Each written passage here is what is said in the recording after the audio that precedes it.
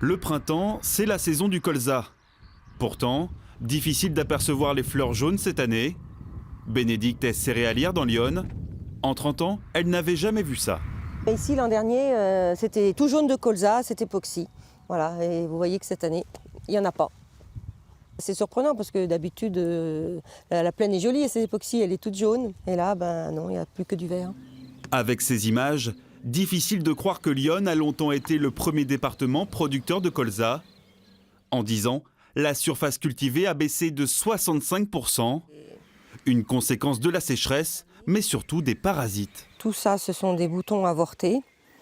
Et par conséquent, il n'y aura pas de colza, de graines de colza pour faire de l'huile.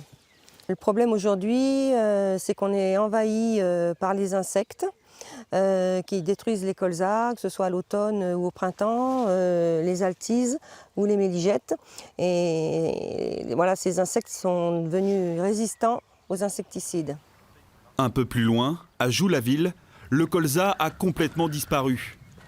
Pour venir à bout des parasites, ces agriculteurs parient sur la biodiversité. Premier test sur une parcelle de lentilles avec du pois chiche pour tromper les ravageurs. Le ravageur, c'est la bruche. Donc la bruche qui n'aime pas le pois chiche va penser que c'est une culture de pois chiche et passer à côté de la parcelle. Ce qu'il faut espérer, c'est se passer d'insecticides grâce à cette technique-là.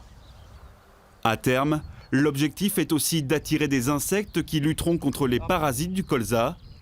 Une technique écologique pour le voir refleurir sur les plaines de l'Yonne. Le test grandeur nature demandera du temps et de l'argent. Se passer des insecticides représente un gros risque financier.